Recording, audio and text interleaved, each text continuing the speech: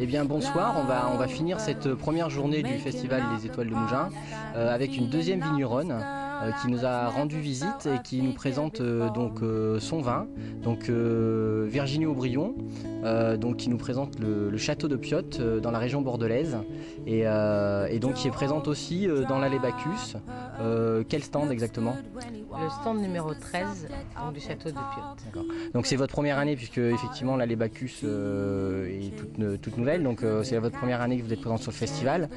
Vous avez eu le temps de faire le tour un peu du festival? Non, j'ai pas eu le temps parce que comme je suis seule sur mon stand et qu'il y a quand même beaucoup de monde à recevoir, j'ai pas regardé. Mais apparemment, ce que j'ai entendu était plus que positif. D'accord. Donc en fait Virginie produit un certain nombre de vins d'appellation d'origine contrôlée de Bordeaux et Bordeaux supérieur. Elle va nous en dire un peu plus parce qu'elle nous a apporté un large échantillon de sa production. Et donc elle va nous donner un peu effectivement des petits conseils sur ces vins. Donc effectivement, sur 11 hectares, je travaille de façon très traditionnelle puisque je suis en bio.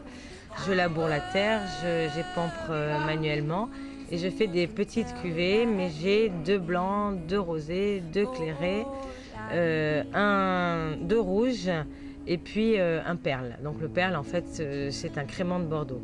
Les blancs, il y en a un en barrique et puis un en cuve. Effectivement, chacun a son utilité. Il y en a un qui est plus sur les fruits de mer et l'autre qui est sur les poissons cuisinés. Il y a 2 rosés cette année, un rosé que de Malbec et puis un rosé de Cabernet parce que j'ai trouvé qu'ils étaient meilleurs séparément et surtout qu'ils avaient chacun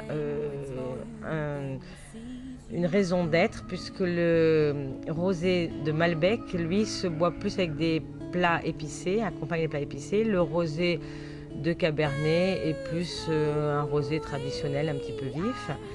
Après, j'ai un clairé, donc ça c'est une AOC que l'on trouve que à Bordeaux, qui est un vin qui est très féminin, donc j'aime spécialement, puisqu'il a des arômes... Ça tombe bien pour le festival. Voilà, exactement.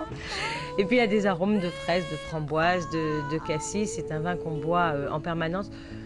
Moi, je l'assimile plus à un vin primeur. Donc ça se boit facilement, c'est un vin simple, agréable et fruité. Et puis après, j'ai évidemment des rouges qui sont très traditionnels Bordeaux, avec des vins d'assemblage, des vins élevés en fût. Certains en fût, certains pas en fût. Le 2004, en ce moment, je vends du 2003, du 2004 et du 2005. Personnellement, je trouve que le 2004 est plus ouvert et mieux à boire maintenant, mais il y a énormément de gens qui préfèrent des vins un peu plus tanniques et qui préfèrent donc le 2005.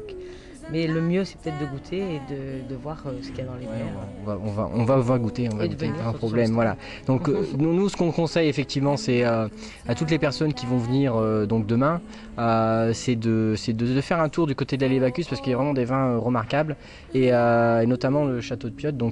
Et donc de venir discuter avec Virginie et elle vous parlera très bien de ces vins et puis vous pourrez goûter, déguster et puis repartir certainement avec quelques bouteilles de très bons vins. Demain.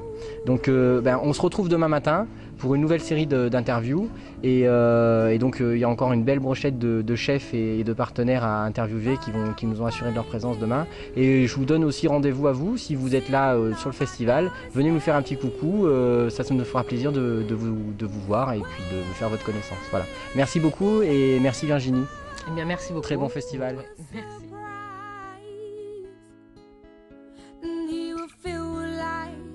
He's been there for hours, and I can tell that he'll be there for life. And I can tell that he'll be